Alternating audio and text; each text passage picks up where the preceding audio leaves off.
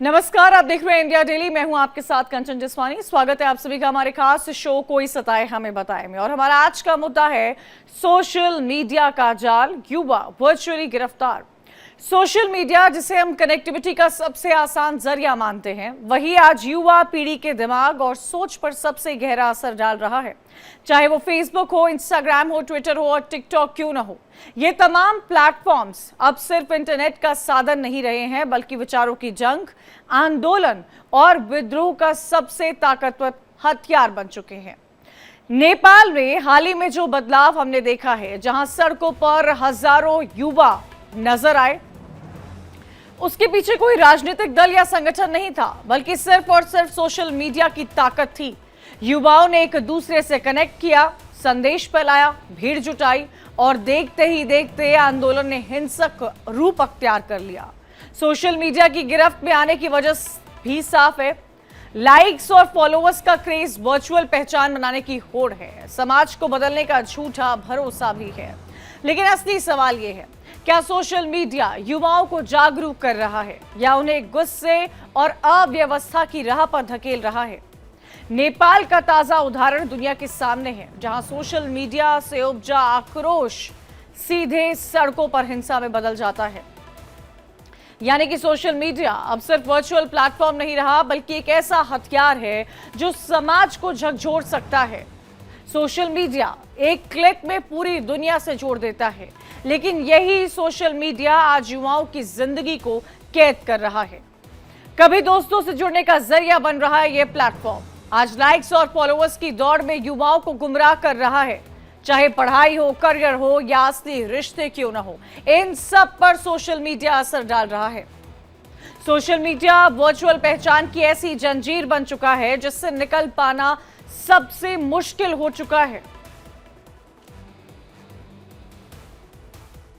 देखिए, मैं बताऊं आपको कि सोशल मीडिया आज के समय में एक संचार का बहुत मजबूत माध्यम ही नहीं, बल्कि एक बहुत सशक्त हथियार भी है। लेकिन हथियार कोई भी हो, उस हथियार को कौन इस्तेमाल कर रहा है, ये बहुत अहमियत रखता है। जैसे एक चाकू है, उसे एक डॉक्टर ले रहा है तो ऑपरेशन करेगा, कोई अपराधी ले रहा है तो किसी ना किसी की हत्या ही करेगा। वही स्थिति आज सोशल मीडिया की है। आज मोबाइल ने हर व्यक्ति को घर घर तक पहुंचा दिया। बहुत से लोग इससे अपना पैसे कमाने का एक साधन बना रखा है, ठीक है। लेकिन इस पैसे कमाने में जो भी हमारी सामाजिक व्यवस्थाएं हैं, मैं ये देख रहा हूँ कि हमारी जो युवा पीढ़ी है वो उसको भी छिन्न भिन्न करती जा रही है। सीधी सी बात है कि जब मीडिया ही अपने दायित्व का निर्वाह सही ढंग से ना कर रही हो, तब हर व्यक्ति को सोशल मीडिया पर एक राइट मिला है कि वह अपनी बात को प्रमुखता से लोगों के सामने ला सके और जो सही तस्वीर है वो जनता तक ला सके। इसके लिए आज सोशल मीडिया बहुत ज़्यादा जरूरी है। हाँ, कुछ लोग जरूर दुरुपयोग कर सकते हैं, लेकिन दुरुपयोग तो हर चीज़ का हुआ है। आज का जो समय है, ये जो है मोबाइल का, इंटरनेट का आधुनिक जो युग है उसका समय है। आप ये देखिए कि आजकल जो जनरेशन है वो जो है मोबाइल पर अत्याधुनिक जो उनके पास उपकरण है उन पर ज़्यादा समय जो है अपना वहाँ पर व्यतीत कर रहे हैं। तो बिल्कुल जो है सोशल मीडिया ने अपना एक पूरा साम्राज्य, एक पूरा जो है सभी लोगों को एक साथ इकट्ठा कर लिया है। धीरे धीरे ये महामारी का स्वरूप लेता जा रहा है और इस मोबाइल के कारण अनगिनत बीमारियों का शिकार होता जा रहा है। आज देखेंगे कम उम्र के लोग गर्दन की बीमारियों से वो पट्टी लगा के चल रहे हैं, सर्वाइकल से पीड़ित हैं, स्पॉन्डिलाइटिस से पीड़ित हैं, हाइपरटेंशन से पीड़ित है, स्ट्रेस से पीड़ित है और समाज से पूरी तरह कट चुके हैं। और इसका सबसे बड़ा दुष्परिणाम हो रहा है बच्चों के ऊपर, और विशेषकर कोरोना महामारी के बाद ऑनलाइन क्लासेज के नाम पे सुविधाएं जो उपलब्ध हुई हैं उसके सदुपयोग के स्थान पर दुरुपयोग ज़्यादा हो रहा है। इसलिए यह आने वाले भविष्य में बहुत चिंता का विषय है। अब ये गलतियां उन युवाओं की है जो अपने वक्त को सोशल मीडिया पे ख़राब कर रहे हैं। मोबाइल हो चाहे सोशल मीडिया हो, इसकी अच्छाइयाँ भी हैं तो खराबियाँ भी हैं। अब ये आपके ऊपर डिपेंड करता है कि आप उसमें कितना वक्त जाया करते हैं। सोशल मीडिया से बहुत सी अच्छी चीज़ें हम लोग सीखते हैं, देश दुनिया की खबर रखते हैं, काम की चीज़ें मिलती है, वैकेंसी आती है, सामान आते हैं। लेकिन अगर आप रील के चक्कर में पड़ गया और एक समय से ज़्यादा उसमें समय दिए तो ये आपके लिए हमेशा घातक रहेगा। ये एक मनोरंजन की चीज़ है, इसका उपयोग मनोरंजन की तरह करिए। इसको हैबिट लोग बना लेते हैं, गेम में फंस जाते हैं, ये गलत है। इसीलिए इंडिया डेली ये सवाल पूछ रहा है कि सोशल मीडिया की गिरफ्त में क्यों पड़ रहे हैं आज के युवा। क्या सोशल मीडिया की लत नशे से भी ज्यादा खतरनाक है? क्या पढ़ाई और करियर को निगल रहा है सोशल मीडिया? आज इसी मुद्दे पर चर्चा करेंगे। कई सारे खास मेहमान हमारे साथ जुड़ गए हैं। पवन दुग्गल हैं, साइबर एक्सपर्ट, अदिति बंसल हैं, मनोचिकित्सक हैं, अभिनंदनी शर्मा हैं, सेक्रेटरी चेशायर होम की, मीनू शर्मा फैशन डिजाइनर और मॉडल भी हमारे साथ जुड़ेंगी, डॉक्टर शोभा शर्मा मनोचिकित्सक। आप सभी का बहुत बहुत स्वागत है हमारे इस शो में, जिस पर आज हम चर्चा करेंगे कि जो कुछ सोशल मीडिया की वजह से हो रहा है वो क्यों हो रहा है। मीनू शर्मा जी, सबसे पहले तो मैं आपसे रिएक्शन लेना चाहूंगी नेपाल के बारे में कि ये क्या हो रहा है नेपाल में। और मुझे लगता है आज की इस तारीख में नेपाल हमारे सामने सबसे बड़ा उदाहरण बना है कि जेन जी और युवा क्या कर सकते हैं, जिसके पीछे सोशल मीडिया ही एकलौती वजह बना। देखिए, हर चीज का एक सही उपयोग होना चाहिए। जिस चीज को भी आप जरूरत से ज्यादा इस्तेमाल करते हैं तो उसका आगे जाके नुकसान भी होता है। कहीं हद तक जब ये टेक्नोलॉजी आई थी तो काफी लोगों को एक नया एक्साइटमेंट लगा था कि इससे हमें बहुत फायदा होगा। फायदा हुआ भी है, ताकि हम कई लोगों से कनेक्ट हो सकें जो दूर हैं। बट आज की डेट में फैमिलीज में अगर एक घर में अगर हम 4 से 5 लोग भी बैठे हैं तो सब अपने मोबाइल या कंप्यूटर से कनेक्ट हैं, बट एक दूसरे से कनेक्ट नहीं है। और दूसरी बात ये कि इससे बहुत जो है उनके अंदर अकेलापन आ गया है। जैसे वो डिप्रेशन के शिकार भी हो गए हैं। उनकी रूटीन जो लाइफ है वो रात को रात तक जाग रहे हैं, दिन में उनका वर्क परफॉर्मेंस भी और साथ साथ हेल्थ पे भी उनके अफेक्ट आता है। इसके अलावा अगर हम इमोशनल बॉन्डिंग की बात करें तो वो रियलिस्टिक एंगल से इमोशनल हमसे नहीं हो पाते। अपने पेरेंट्स से अपनी मन की बात नहीं कर पाते, पर अनजान लोगों पे ट्रस्ट कर लेते हैं, तो जिसका मिसयूज भी होने लगता है उनके साथ में। कुछ साइबर क्राइम भी उनके साथ हो जाते हैं, जिसको भी वो अपने पेरेंट्स या अपनी फैमिली के साथ शेयर नहीं कर पाते हैं। तो मुझे लगता है कि हम इस चीज को अगर बैलेंस करके चलें तो लाइफ में बैलेंस बहुत जरूरी है। मीनू जी, क्या आपको लगता है, और मुझे कई बार इस बारे में मेरी तमाम पैनलिस्ट से चर्चा हुई है कि क्या हम ये बैलेंस आज के युवाओं में देख रहे हैं, क्योंकि नहीं देखने को मिल रहा है। पवन दुग्गल जी, इंटरनेट का इस्तेमाल या जिस तरह से जो तस्वीरें हमारे सामने नेपाल से सामने आई है वो क्या बयां कर रही है? क्या वो ये बयां कर रही है कि सोशल मीडिया की ताकत क्या होती है? क्या वो ये बयां कर रही है कि जेन जी को अभी चीजें समझने में बहुत वक्त लगेगा? क्योंकि कई ऐसी थ्योरीज हैं जो नेपाल जल रहा है अदिति बंसल आज, और कौन उसके पीछे वजह है? जो तस्वीरें हम देख पा रहे हैं उसमें सिर्फ और सिर्फ जेन जी और युवा नजर आ रहे हैं। तो लाजमी सी बात है कि आज वो स्थिति आ गई है जहां हमें रिकॉग्नाइज करना इस बात को लेकर कि आज सोशल मीडिया एक बहुत ही पावरफुल मीडिया बन गया है। इनफैक्ट ट्रेडिशनल मीडिया की तुलना में आज सोशल मीडिया उससे ज़्यादा ताकतवर हो गया है। और पिछले 15 सालों का इतिहास देखूं तो नज़र आता है कि यही सोशल मीडिया है जिसका इस्तेमाल कर युवा वर्ग या सोशल मीडिया यूजर्स समाज में पॉलिटिकल चेंजेस, सामाजिक चेंजेस लाने का प्रयास करते हैं और सफल भी हो पाते हैं। 2010 में अरब स्प्रिंग रेवोल्यूशन आया था। पहला ऐसा इंसिडेंस हुआ था जहां पर इजिप्ट में शासन ने कहा कि साहब हम आपका सोशल मीडिया बंद कर देते हैं। भूल गए कि लोगों के पास रेजिलियंस का एक बहुत बड़ा फीचर होता है। तो लोग इकट्ठे हुए सोशल मीडिया अलग अलग माध्यम के थ्रू, और फिर उसके तत्पश्चात उन्होंने इतने मैसिव प्रोटेस्ट्स किए कि गवर्नमेंट को वहां पर बदलना पड़ा, शासन का तख्ता पलट हो गया। उसके तत्पश्चात हम देख रहे हैं जिन जिन जुरिस्डिक्शन में आप सोशल मीडिया को बैन करने का प्रयास करते हैं, आप अक्सर मुंह ही खाते हैं। उसका रीजन है पवन जी, कि बैन क्यों? मतलब मैं एक बात बताइए, क्या चीजें जैसे कि बैलेंस पर बात की जाती है, तमाम चीजों पर बात की जा रही है, क्यों सोशल मीडिया को बैन करना चाहिए या इन देशों में क्यों बैन किया गया है? देखिए, मेरा व्यक्तिगत मानना है कि बैनिंग जो है एक 19वीं सदी का माइंडसेट है जिसके साथ हम 21वीं सदी की समस्या को जूझने का प्रयास कर रहे हैं।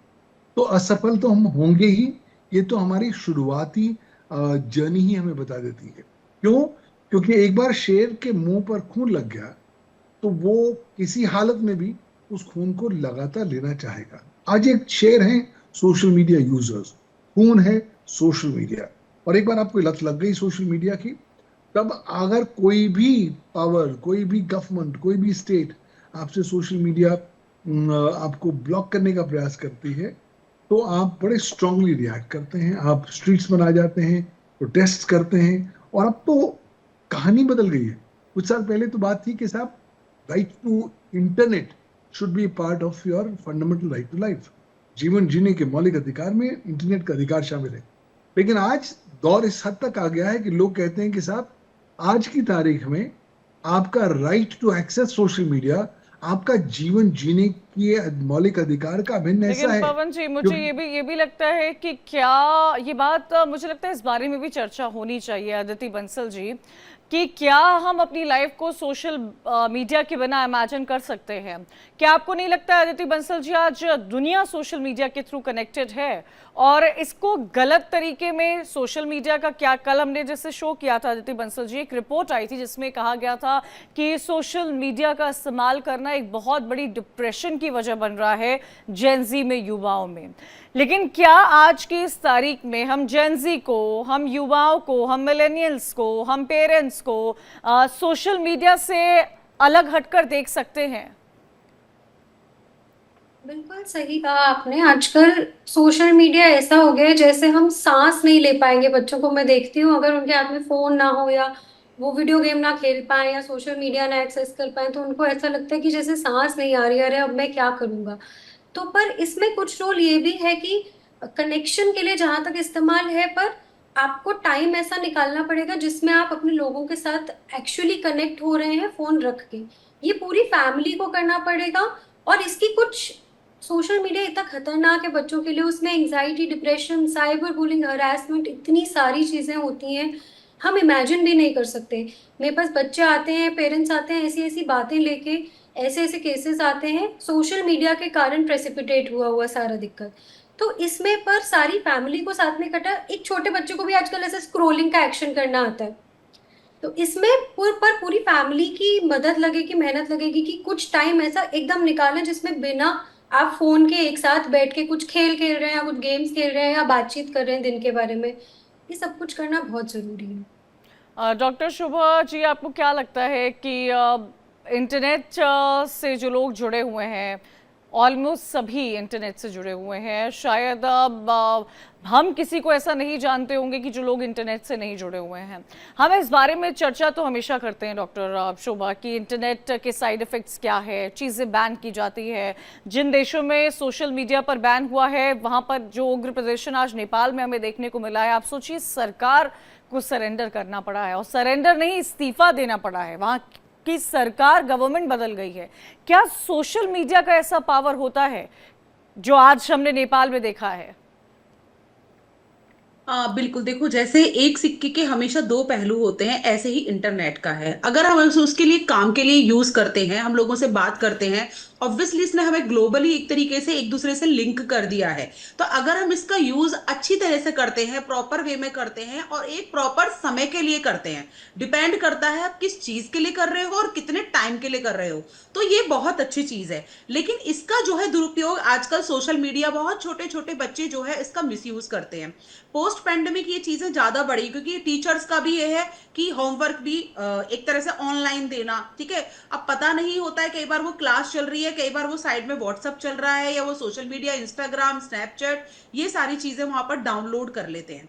तो मैं ये नहीं कहूंगी सारी गलती बच्चों की ही है, कहीं ना कहीं उसमें परिवार प्लस आपका जो है टीचर्स, आपकी सोसाइटी, इवन बच्चे के खुद के अपने ट्रेड भी, ऐसा नहीं है, सारी चीजें इंक्लूड होती हैं। आपने कहा स्क्रॉल वाली बात, तो पहले के अगर बच्चों को देखें, उन्हें कहाँ स्क्रॉल करना आता था, क्योंकि आज के टाइम में ड्यूरिंग 1 मंथ जब बच्चा है और मदर का जो है पूरी रिस्पॉन्सिबिलिटी होती है, वो बच्चे को देखे, बेड पे है, 1 मंथ का जो पीरियड होता है, या बच्चे को फीड कराए, ये सब चीजों पे ध्यान दे। लेकिन उसके बावजूद भी मदर के हाथ से फोन नहीं छूटता है।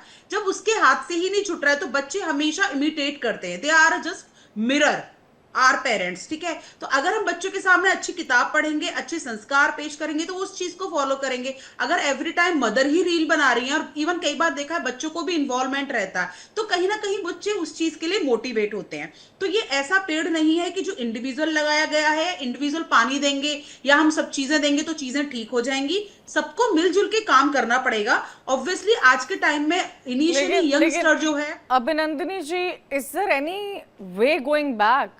क्या अब वो वक्त आ सकता है कि हम सोशल मीडिया का इस्तेमाल न कर रहे हों? आप जैसे स्कूल्स और एकेडमिक्स की बात होती है, स्कूल्स के तो व्हाट्सएप ग्रुप होते हैं। मुझे लगता है कि आज की तारीख में पेरेंट्स, टीचर और बच्चे सबसे ज़्यादा एक दूसरे से कनेक्टेड हैं। कोई वजह से कोविड में जो ऑनलाइन मीडियम से जो एजुकेशन लोगों को मिल पाई है, वो शायद हम कल्पना नहीं कर सकते थे अगर इंटरनेट नहीं होता या हमारे पास तमाम मीडियम्स नहीं होते, क्लासेस के फेसबुक ग्रुप्स बने होते हैं। लेकिन इन चीज़ों का बैलेंस इस्तेमाल होना, मुझे लगता है शायद ये हम नहीं ले आ पा रहे हैं। शायद एक यही बहुत बड़ा लूप है जिसको कितनी भी कोशिश क्यों न की जाए, वो रेक्टिफाई ही नहीं हो पा रहा है। पहले के टाइम में आप जरा देखिए कि जो किताब पढ़ के एक आइडियल सेट होता था बच्चों के अंदर, वो अब खत्म हो गया है। अब हर व्यक्ति, हर बच्चे की सोच ये हो गई है कि इंटरनेट है, हम आगे बढ़ रहे हैं। स्कूल्स के हर स्कूल में देखिए पोर्टल बना दिए गए हैं जिसमें बच्चों का अटेंडेंस तक पेरेंट्स के पास पहुंचती है। इवन बच्चा कब अंदर आ रहा है, कब बाहर जा रहा है, हमारे पेरेंट्स को भी फैसिलिटी दी जा रही हैं। तो कभी सही भी है इंटरनेट की सुविधाएं, पर युवा पीढ़ी के अंदर ये गलत भी है। इसे सही भी यूज करा जा रहा है, इसे गलत भी यूज किया जा रहा है। इसमें बेनिफिट देखें तो बच्चों के एजुकेशन के लिए कोविड टाइम में यदि इंटरनेट ना होता तो हमारे बच्चों की एजुकेशन पर बहुत बड़ी रोक लग जाती। पर उस चीज को युवा पीढ़ी ने बहुत ही गलत तरीके से उसको रील में, फेसबुक, इंस्टाग्राम रील देखना, उनके मुताबिक इसको गलत कर दिया गया है। किताबों में ना टाइम देके वो गूगल सर्च में ज्यादा अपना टाइम लगाते हैं। स्कूल में भी देखिए, आप देखिए कंप्यूटर की क्लासेस होती हैं स्कूल वगैरह में, बच्चों को बोला जाता है आप आईपैड लेके आइए, लैपटॉप लेके आइए, पर रिस्पॉन्सिबिलिटी आपकी है, आप अपनी चीज की सुरक्षा खुद देख सकते हैं। जब हमारा स्कूल ही बच्चों को इतना सब कुछ दिखा रहा है, इंटरनेट में सिखा रहा है, तो आप क्या सोच सकते हैं कि बच्चे वो चीज से वापस आ सकते हैं? पर हम बच्चों को वहां जाकर रोक सकते हैं। दुग्गल साहब, मेरा सवाल यही है, क्या हम अपने आप को इंटरनेट से अलग आज की इस तारीख में जोड़कर देख सकते हैं? क्या हमारी लाइफ, हम सब इंटरनेट से कनेक्टेड हैं? क्या आपको लगता है सोशल मीडिया एप्स पर बैन करना सही बात है? क्योंकि अगर ऐसा सही होता तो शायद हमें नेपाल की तस्वीरें ऐसी नहीं दिख रही होती जो हमें देखने को मिल रही है। और आज का ये युग जेन जी का युग कहा जा रहा है, जो पैदा ही टेक्नोलॉजी की एज में हुए हैं। देखिए, प्रॉब्लम यहाँ पर है, हमको लगता है कि हमारे हाथ में कंट्रोल है। रियलिटी तो ये है कि हमारे हाथ में कंट्रोल है ही नहीं। उसका रीजन है इंटरनेट ने भूगोल को इतिहास बना दिया है, और अब आप चाहें भी कि कुछ चीज आप ब्लॉक कर पाएंगे अपने राष्ट्र विशेष में, वो आप इफेक्टिवली नहीं कर पाएंगे। उसका कारण ये है कि अगर आप ब्लॉक करेंगे भी तो वो केवल आपकी टेरिटोरियल बाउंड्रीज के अंदर ही आप ब्लॉक कर पाएंगे। अगर लोग दूसरे नए टूल्स इस्तेमाल करेंगे, जैसे कि वर्चुअल प्राइवेट नेटवर्क हो गए, एनोनिमाइजर्स हो गए, तो उसके माध्यम से तो आपके ब्लॉक कंटेंट को फिर भी आगे एक्सेस कर सकते हैं। और ब्लॉकिंग से हो क्या रहा है? ब्लॉकिंग से सरकारें ढिंडोरा पीट रही हैं कि साहब मैंने ब्लॉक कर दिया है, आइए अपनी उत्सुकता को जागृत करिए, देखिए कि इसमें क्या है। ताकि जिन जिन जगहों पर हम पाते हैं कि जब एक बार वेबसाइट ब्लॉक हो जाती है तो उसका इंटरनेट ट्रैफिक की वॉल्यूम लगभग 10 गुना ज्यादा बढ़ जाती है, और इसलिए आप किसी को दबाना चाह रहे हैं या उसको अननेसेसरी और ज्यादा प्रोत्साहन देना चाह रहे हैं। तो ब्लॉकिंग तो बिल्कुल नाकामयाब वाली फिनोमिनन है, हो ही नहीं सकता, होना भी नहीं चाहिए।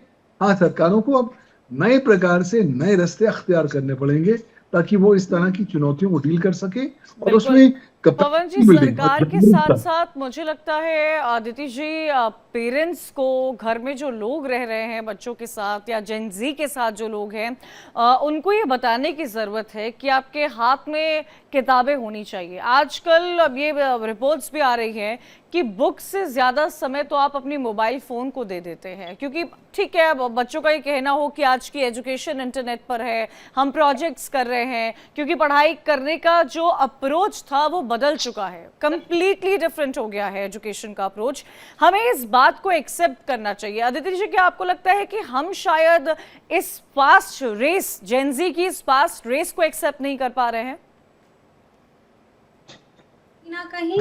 और सबसे बड़ी बात यह है कि इंटरनेट एकदम एडिक्शन, जैसे लत कहते हैं, नशा उसकी तरह है। तो जैसे ही अचानक से अगर बैन करेंगे तो उसका विड्रॉल होगा, जैसे अगर आप और भी कोई सब्सटेंस को छोड़ते हैं तो उसी का रिएक्शन हुआ है जो हुआ है। आजकल आप किसी भी बच्चे से पूछ लें कॉलेज में, स्कूल में, आप रेफरेंस बुक बताओ किससे पढ़ के आए हो, बच्चों को नहीं पता, क्योंकि उन्हें क्लास नोट्स, पीडीएफ वगैरह सब कुछ ऑनलाइन ही मिलता है। उसके साथ ये बहुत ज़रूरी है एम्फोसाइज करना सबको, जैसे मैम ने बोला था अभी कि एजुकेशन में भी इट्स वेरी इंपॉर्टेंट कि आप बुक्स वगैरह सब इंट्रोड्यूस करें। फास्ट पेज है, सब कुछ है, पर रूल्स ऐसे होने चाहिए जो सबको प्रोटेक्ट भी करके चले। उसके बिना हम नहीं देख सकते, क्योंकि we are living in a world जो इतना कनेक्शन वाला है, बट उसके साथ एक सेफ्टी का प्रोसेस भी होना चाहिए। और ये एडिक्शन को छुड़ाने का तो सबको सारी लेवल्स पे आपको वर्क करना पड़ेगा। मीरू जी, उन लोगों का क्या जिनको पता ही नहीं कि उनको एडिक्शन है, जिनको स्क्रॉलिंग का एडिक्शन है, जिनको सोशल मीडिया पर लोगों की लाइफ अपडेट लेने का एडिक्शन है, जिनके पास काम होने के बाद भी उनका सारा समय फोन में जा रहा हो, कई लोगों को इस बात की जानकारी ही नहीं होती है। हम जेन जी की तो बात कर रहे हैं, लेकिन उस वर्ग का क्या मीनू जी, जहां पर पेरेंट्स आज की डेट में सिर्फ और सिर्फ फोन का इस्तेमाल कर रहे हैं। वो सुबह उठ रहे हैं, उनके हाथ में फोन है, वो चेक कर रहे हैं, वो सो रहे हैं, वो सोने से पहले रील्स देख रहे हैं, शॉर्ट्स देख रहे हैं। हमारी मेमोरी इतनी शॉर्ट टर्म हो गई है कि हमें 30 सेकंड की कोई चीज देखी, हमारी एंटरटेनमेंट वैल्यू 30 सेकंड्स में डिसाइड हो जाती है। देखिए, सबसे इम्पोर्टेंट ये है कि हम अपनी रियल लाइफ से दूर होते जा रहे हैं। जो अपने रिलेटिव्स होते थे, नेबर होते थे, हम उन्हें पहचानते थे। आज की डेट में आप उनसे भी अगर आप कनेक्ट होना चाहें तो पड़ोसी को पड़ोसी के बारे में नहीं मालूम, वहां पे कुछ क्राइम हो जाता है उसे नहीं मालूम, क्योंकि वो कनेक्ट नहीं है। मगर बाहर की फेक दुनिया से वो जरूर कनेक्ट है, इमोशनली कनेक्ट है। इवन कई बार बच्चे जो होते हैं इस तरीके के पेरेंट्स के साथ बिहेव करते हैं कि आप हमें नहीं समझ सकते। बिकॉज ऐसा क्यों होता है? क्योंकि कुछ प्रेशराइज जो है हम ही की तरफ से किया गया है। जैसे स्कूल वालों ने एक इसको टूल बनाया, लाइक व्हाट्सएप को। अब वो सारा होमवर्क रात को 10 बजे, लास्ट 11 बजे टीचर्स पे भी प्रेशर बनाया जाता है कि आप उन्हें दो और सुबह लेके आना है। बच्चों को जागना पड़ता है। तो हमें इस पहले स्कूल से, एक होता है ना बेसिक इंस्टीट्यूट, वहां से शुरू करना चाहिए कि एक टाइम टेबल हो कि अगर 2 से 3 बजे तक बच्चा घर आता है तो 4 से 5 या 6 बजे तक, मैक्सिमम 8 बजे तक व्हाट्सएप पे टीचर कम्युनिकेट कर सकता है अपने स्कूल से रिलेटेड कोई भी इंफॉर्मेशन। उससे क्या है कि बच्चे को टाइम मिलेगा कि मुझे 8 बजे के बाद टीचर से कोई मैसेज नहीं आएगा। रेंडमली उसको अचानक प्रेशराइज दे दिया जाता है, मैडम की तरफ से मैसेज आया है, मुझे काम करना है, नहीं करूंगी सुबह मेरी इंसल्ट हो जाएगी। और सबसे इम्पोर्टेंट होता है कि फिर अब ये इंस्टीट्यूट जो आजकल ट्यूशंस के इंस्टीट्यूट बन गए हैं, वो इंस्टीट्यूट्स भी आपको बिल्कुल इस तरह से प्रेशराइज दिया जाता है कि आपको वो भी करना है। तो हमें जो शुरुआत है, जो बच्चे की आई थिंक स्पोर्ट्स से होती है, बच्चे पहले खेलना कूदना शुरू करते थे। आजकल एकेडमिक ने इतना प्रेशर दे दिया है कि स्पोर्ट्स के लिए उन पे टाइम ही नहीं है। और जब आप खेलोगे कूदोगे नहीं तो आप मेंटली फ्रेश कहाँ से रहोगे? तो मुझे लगता है फिजिकल कि फिटनेस बहुत इंपॉर्टेंट है, जिसको इग्नोर किया जा रहा है। लेकिन करिकुलम के नाम पर कई सारी एक्टिविटीज तो स्कूल में कराई जाती है, लेकिन क्या वो एग्जीक्यूट होती है? डॉक्टर शोभा, मुझे लगता है इस बात पर भी हमें चर्चा करनी चाहिए। जो आजकल लोग कहते हैं कि समय नहीं है, समय नहीं है, समय नहीं है। पहले भी 24 घंटे थे, आज भी आपके पास 24 घंटे हैं। क्या आपको लग रहा है ये सारा समय सोशल मीडिया में ही जा रहा है, इसलिए लोगों को रियलाइज ही नहीं हो पा रहा है कि उनका समय कहाँ जा रहा है? सोशल मीडिया पूरी तरह से तो रीजन नहीं है या, लेकिन एक बहुत बड़ा रीजन है कि जिससे कि लोगों का टाइम वेस्ट हो रहा है। पहले भी 24 घंटे थे, आज भी 24 घंटे, इवन सबके पास 24 घंटे हैं। इवन आप बड़े सीनियर पर्सन देखोगे तो एक बंदा एक 24 घंटे में इतना क्वालिटी ऑफ टाइम हर चीज को दे देता है और उसमें सक्सेस हो जाता है। कोई पर्सन है जो 24 घंटे वेस्टेज जा रहे हैं। तो सबसे पहले ये है हमें कि हमेशा ना शेड्यूल बनाएं। आप देखें आजकल तो उसमें भी अलार्म लग जाता है कि आपने कितनी देर स्क्रॉल कर लिया है, वो बार बार रिमाइंडर देता है। तो एक टाइम जरूर सेट करें, ठीक है। दूसरी चीज ये है कि अपना टाइम टेबल, मेरा आज भी टाइम टेबल बना होता है। हम लोगों का बिल्कुल भी इधर से उधर हो जाए तो कहीं ना कहीं, क्योंकि एकदम बिजी लोगों की लाइफ हो गई है। बच्चों के ऊपर भी अगर देखा जाए, घर से प्रेशर कि आप ये जरूर चीजें करनी है, उनको आइडल बच्चा भी चाहिए। स्कूल से भी प्रेशर की सारी चीजें, होमवर्क आपको करके लाना है, टाइम से करना है, प्लस कंपैरिजन। और लोग, बच्चे कहीं ना कहीं जब सोशल मीडिया पे इन्वॉल्व रहते हैं तो जो सोशल मीडिया में लोग हैं उनको भी कहीं ना कहीं ऑब्जर्व करके अपने आप को उनसे कंपैरिजन करने की कोशिश करते हैं। बट वो ये नहीं समझते, क्योंकि वो they are living in a virtual world, पर वो ये नहीं समझते कि रियलिटी अलग है, रील अलग है एंड रियल लाइफ अलग है। तो ये बहुत सारे जो प्रेशर सब कुछ जो मिलकर जो बनते हैं, उसकी वजह से कहीं ना कहीं बच्चा डिस्टर्ब हो जाता है। और ऑब्वियस सी बात है, जब आप सोशल मीडिया पे टाइम स्पेंड करोगे तो आपकी एग्जीक्यूटिव फंक्शनिंग पे बहुत इंपैक्ट पड़ता है। अगर आप बिल्कुल बहुत सारे बिल्कुल, मुझे रिव्यू लगता है पेपर हैं, साइकी लिटरेचर पर हैं, भी बहुत, डॉक्टर शोभा, इसका बहुत बड़ा एग्जैक्टली असर जो है लोगों की साइकोलॉजी पर रहता है, जो लोग रियलाइज नहीं करते हैं। कई बार तो हमारे पैनल में बैठे लोग, बड़े पैनलिस्ट, ये कहते हैं कि आप जो चीज रात में देखते हैं वही थॉट आपका नेक्स्ट डे होता है। अभी बहुत सारी रिसर्च भी ऑन गोइंग है जिनसे कि देखा भी गया है कि मोबाइल से कंसंट्रेशन, इवन अटेंशन, इन सब पे डिस्ट्रैक्शन, इरिटेबिलिटी, एग्रेशन और फिजिकल एक्टिविटी नहीं हो पाती है। तो कहीं ना कहीं डायबिटीज, फिजियोलॉजिकल भी प्रॉब्लम का कहीं ना कहीं फेस करना पड़ता है। तो इसकी वजह से भी बहुत ज्यादा ना डिसऑर्गेनाइज होते हैं बच्चे। अभिनंदनी जी, आपको क्या लगता है? पहले तो मुझे याद है कि हमारे पास स्कूल की डायरी हुआ करती थी, जिसमें अगर पेरेंट्स को कोई रिमार्क भेजना होता था तो टीचर्स उस डायरी में लिखकर भेजते थे। लेकिन आज शायद वो डायरी नहीं होती होगी, वो डायरी व्हाट्सएप ग्रुप बन चुकी होगी, जहां कनेक्टिविटी आपकी ज़्यादा है। टाइम टेबल हुआ करता था कि get up at 6 AM, get ready bye 7 AM। आज तो वो टाइम टेबल, वो डिसिप्लिन ही गायब हो चुकी है।